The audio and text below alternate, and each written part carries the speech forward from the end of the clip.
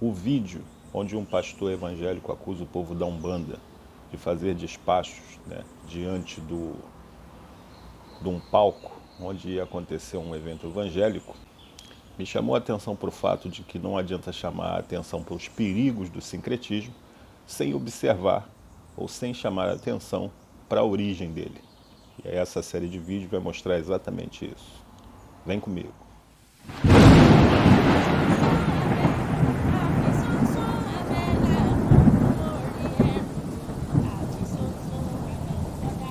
Ifá não é para todo mundo. Ifá é para todo aquele que precisa dele e enquanto precisa dele. Aboru Aboye, ao Zebome e ao Zaburu, de Ifá, de Ami, de Egum e de Orixá. Oromila Jana Ifá Olokun Asorodayo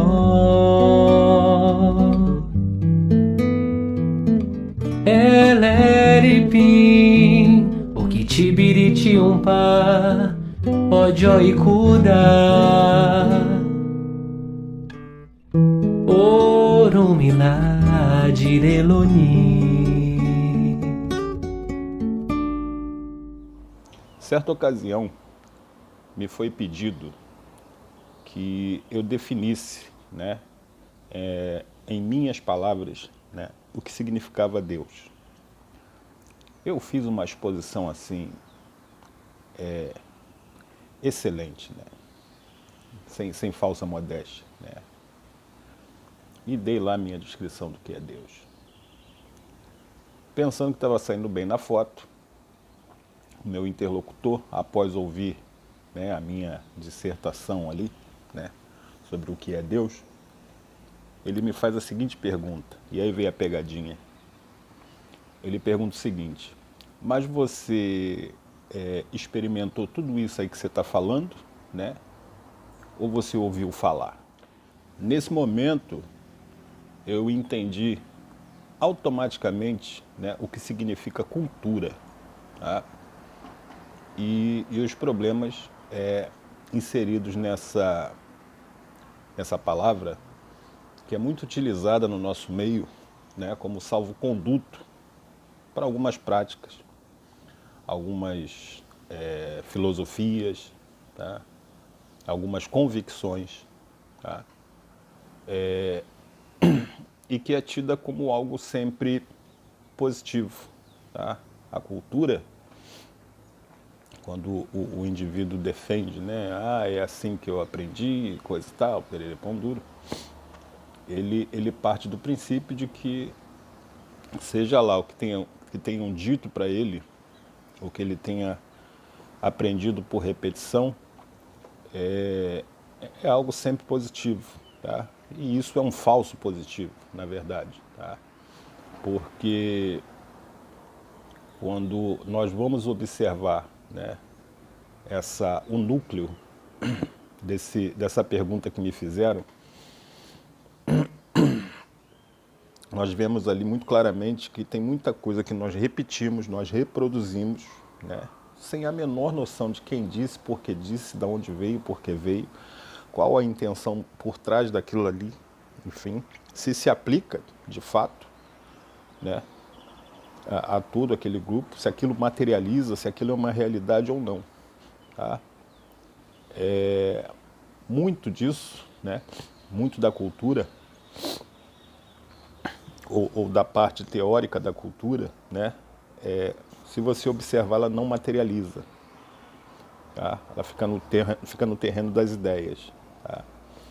E quando nós observamos isso, a gente enxerga aí o perigo da cultura, tá? Ou do termo chamado cultura, né? O que vai nos levar diretamente à ideia de cultura ocidental. Você já ouviu falar nisso? Cultura ocidental, essencialmente, é produto de três outras culturas anteriores a ela. Tá? A saber, a cultura romana, a cultura grega e a cultura judaica. Quando você une essas três coisas, nasce ali a cultura ocidental. Tecnicamente, tá, a cultura romana e a cultura grega, elas têm a mesma origem, tá? Elas têm a mesma origem. Os romanos seriam um grupo dissidente dos gregos, ou descendente dos gregos, tá? Eu acho que tem a ver ali com aquela história do evento de Troia, né? Acho que o povo de Troia é o que dá origem lá ao povo romano, né? Mais lá na frente. Então é essencialmente o mesmo grupo, né? Os helenos, tá? Os helenos mais tarde ficaram conhecidos como gregos, tá? Então nessa origem helênica, tá? A gente tem ali esse evento lá de Troia, coisa e tal. Todo mundo ali é heleno, né? Ali você ainda não tem grego, você não tem essa separação, tá? Então depois desse evento aí de Troia, meio que essa coisa abre para onde vão surgir os gregos e depois, em paralelo, ou depois os romanos, né? Então essencialmente a mesma coisa, né? E eu estou chamando a atenção para esse detalhe por uma questão simples, tá? Eu já fiz até essa questão lá no grupo IFA brasileiro, né? Perguntando quem foi que matou Jesus. E dei 3 alternativas, tá? Perguntei se foram os romanos, tá? Os judeus, né? Ou sinédrios judeus, ou uma união dessas duas coisas, né? Ou nenhuma das alternativas, tá? Eu fiz isso até para mensurar, né, o nível de conhecimento, né, do povo que está lá no grupo, que se opõe, né, de maneira muito drástica à cultura ocidental, mas que não entende o que é cultura ocidental, tá?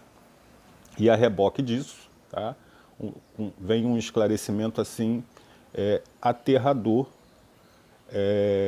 do qual católicos e protestantes não têm nem ideia, né? Pelo menos o povão, né, católico protestante, né?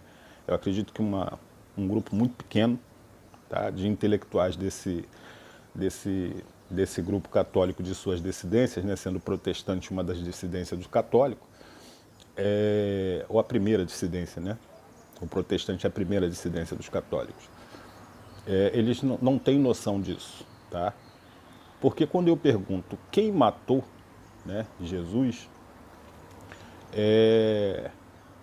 e logo em seguida você entende, né, a origem da cultura ocidental, né, o núcleo dela, você vê que a gente está falando da mesma coisa, tá? Quem matou Jesus não foram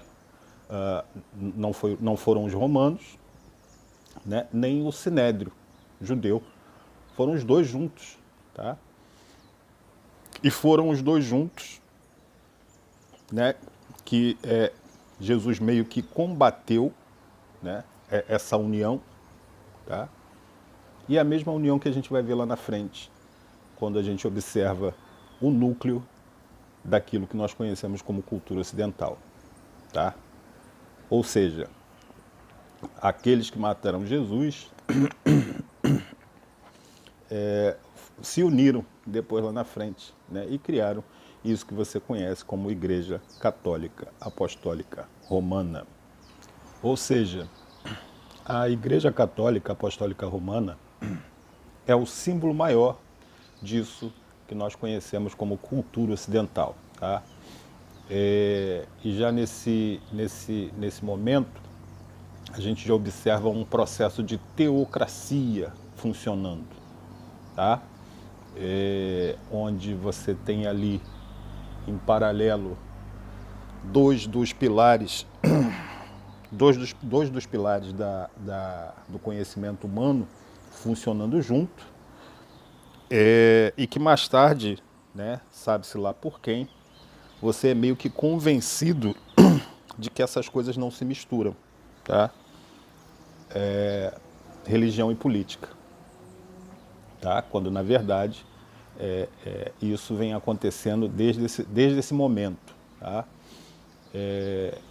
ou anterior, né, a esse momento, porque quando você vai ver as culturas primitivas, né, a cultura ocidental, meio que você já enxerga que apesar da ideia do militarismo, né, era uma época conduzida pela força, tá?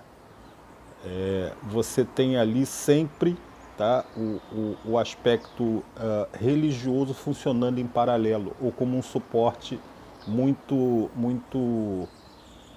bem quisto, tá, por esses governantes militares, tá? Via de regra ou essencialmente através de consultas oraculares seguidas aí de sacrifícios, tá, para conquista, né, de povos, de terra, enfim. Essa época é muito comum, né, essa ideia do povo estar muito em combate o tempo inteiro, né, sempre querendo conquistar mais. O processo das Alexandrias, né, Alexandre era um heleno, né, Alexandre Magno, Alexandre o Grande era um heleno. Ele nesse processo de conquistas dele, ele tem sempre ali, né, à mão, né, ou a reboque, uma consulta ou outra, tá, oracular, para estar norteando aí as batalhas dele e essas conquistas. Então você vê que esse processo ele vem desde muito tempo, né, ou seja, religião e política sempre, né, sempre estiveram juntas. E aqui, né, a ideia política, ela tem que ser entendida aqui já nesse momento como uma política partidária, tá? Não é a grande política, tá? E no que toca à área dos conhecimentos humanos, tá? Só para você ter uma noção do que eu estou falando, trata-se aí de 4 pilares, tá? A religião, tá? A religião ela é o primeiro conhecimento humano, né? Essa ideia de observar a natureza, repetir os processos naturais, né? Simular processos naturais, tá? A ideia de moral, né? Moral e ética, né? Que são termos similares, só são de culturas diferentes, né? Enquanto moral é um termo grego, se eu não me engano, ética é um termo romano, né? Termo romano não, um termo latino, né? Mas significa a mesma coisa. Então essa ideia de moral, ética, ritos, etc., isso é a religião, né? É o primeiro pilar, tá, de conhecimento humano. O segundo pilar do conhecimento humano, né, é a política, efetivamente, né? Porque quando você vai observar a religião, você vê que esse processo de religar, tá, no sentido de fazer com que exista harmonia, né, entre os povos, né, do indivíduo com o indivíduo, do indivíduo com o povo, né, e com todo mundo, tá? Então a gente já está falando de um processo de político aí, tá? De relacionamentos. Então a religião ela já aponta essa história da política, né? E fica meio que difícil separar uma coisa da outra, tá? Religar, você só pode religar através de relacionamentos, né? Simples assim, tá? Então você tem ali a religião como primeiro pilar, a política como segundo pilar, as artes, né? Muita gente não considera isso, tá? Artes as artes elas são um dos pilares do conhecimento humano e, por fim, a ciência, a mais nova, é a ciência, tá? Nesse momento as pessoas costumam perguntar sobre a filosofia, né? E eu esclareço o seguinte: a filosofia ela não é um pilar, tá? Ela é um abalizador natural, tá, desses 4 pilares, né? Ela aparece aqui, ó. Aqui está a filosofia, né? A filosofia ela vai dialogar com todos os 4 pilares, né? E você vê que fica difícil a relação deles, né? Por exemplo, esse problema da religião, né? Religião, né? Com a ciência, né? Você vê que eles não se entendem. Quem faz essa interface é justamente a filosofia. Daí o papel importante da filosofia, né? A filosofia ela não chega a ser uma área do conhecimento, né? ela se vale de todas elas, né, e traz e tenta mostrar equidade, tá, entre essas áreas do conhecimento, dizendo, olha só, ninguém aqui é melhor do que ninguém, tá? O conhecimento de vocês precisa ser relacionado, né, para que todo mundo ganhe.